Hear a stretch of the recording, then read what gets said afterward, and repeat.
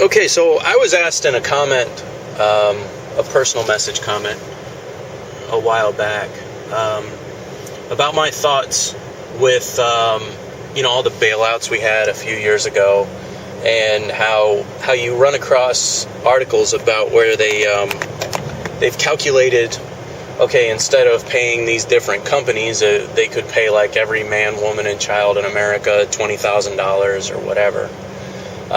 The question that the person posed in the PM was, what are my thoughts as to why they may have chosen to go the route that they went, and what would have occurred if the money was just given to the people instead of to these quote-unquote too big to fail corporations.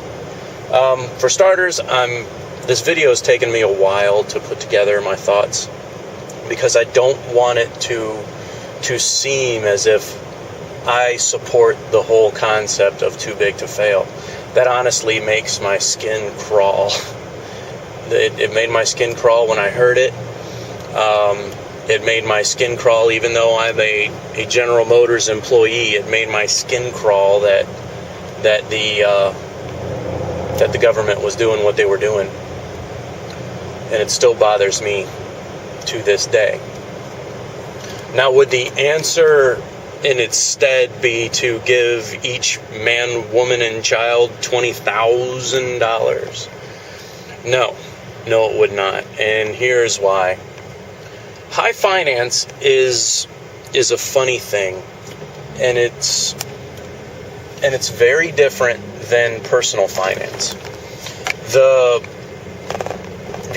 entities and the different corporations that you want to try to shore up to build as a solid foundation would be different than what the individual judgment would be. Let's just take me, for example. If I had 20 grand, what I would personally do would be I would pay off whatever credit card debt that I had, and then I'd just, maybe buy one or two nice things, maybe a new TV, maybe a down payment on a car, and then the rest I would put away. I know other people who would, regardless of what sort of credit card balance they have, would mostly buy $20,000 worth of stereo equipment, or just buy a $20,000 car with no regard for whatever taxes they have due on their house or whatever.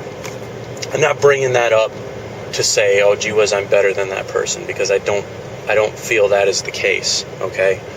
But what ends up happening is you would have a monetary chaos situation.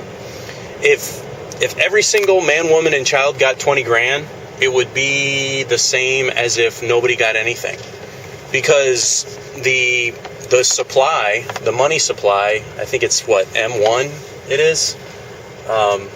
I don't know the breakdown right off the top of my head. The money supply would just go up across the board, and then price basis would go ahead and answer. So what would end up happening, it would be as if no money were given out, as opposed to having the FDIC shore up your existing savings account. I know that may not have made any sense, but it's a difficult thing when you gotta walk on eggshells to talk about it. All right, hope that helps. See y'all later.